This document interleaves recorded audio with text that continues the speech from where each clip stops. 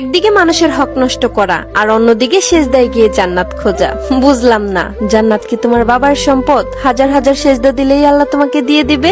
High রে বোকা মানুষ, ভুইলা যায় না, আল্লাহ সব কিছু ক্ষমা করে, কিন্তু যিনি আল্লাহর বান্দার হক নষ্ট করেন তারে আল্লাহ কোনোদিনও ক্ষমা করেন না।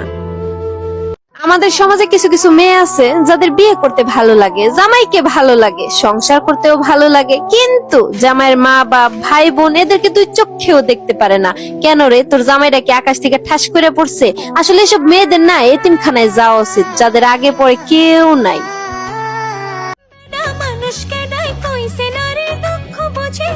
সুযোগ পাইলে টাইমে বামে নতুন কিছু খোঁজে।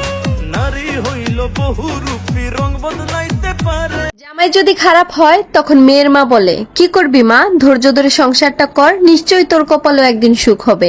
আর যদি বউটা খারাপ হয় তখন ছেলের মা বলে, বাবা ওরে তালাক দিয়ে দে, তোরে ওর থেকেও ভালো বউ বিয়ে করাবো। আমি আমি প্রেমের আদালতে যাব, তোমার দখল নিতে তোমায় করব আসামি। ও বন্ধুরে পড়াবো প্রেমের ফাঁসি, ও বন্ধুরে পড়াবো প্রেমের ফাঁসি।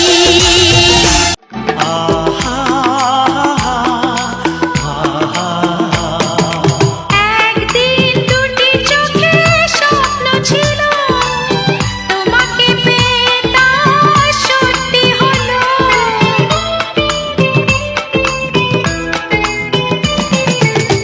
একদিনে জীবনে আশা ছিল, তোমাকে পেয়ে তা পূর্ণ হলো।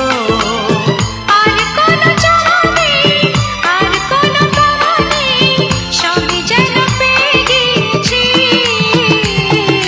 সাগরের ঢেউ বলে তীর পেয়েছি, আকাশের পাখি বলে নীর পেয়েছি। এই মন বলে আমি সুখী হয়েছি, সুখী হয়েছি। শোনেন, একটা কথা বলি, টাকা আর গায়ের জোর নিয়ে কখনো অহংকার করবেন না, কারণ দারিদ্রতা ও অসুস্থতা কখনোই কাউকে বলে আসে না। যৌবন ও সৌন্দর্য নিয়ে কখনো বড়াই করবেন না, কারণ মৃত্যু ও বার্ধক্য কখন চলে আসবে আপনি নিজেও টের পাবেন না।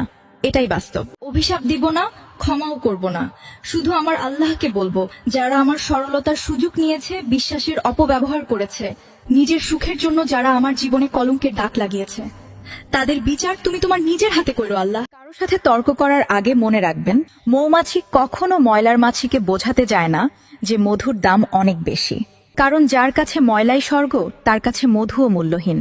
তাই তর্কে জড়িয়ে নিজেকে ছোট করবেন না, কারণ আপনার মূল্য সবাই বুঝবে না। নিচু মনের মানুষ চেনার 4টি উপায়। 1. তারা অন্যের সাফল্য সহ্য করতে পারে না। 2. কারো ভালো দেখলে হিংসা করে। 3. এমনকি যদি তারা আপনার সামনে ভালো আচরণ করে, তারা আপনার পেছনে বদনাম করে। নাম্বার 4. নিজেকে বড় করে দেখানোর জন্য অন্যজনকে সবসময় ছোট করে।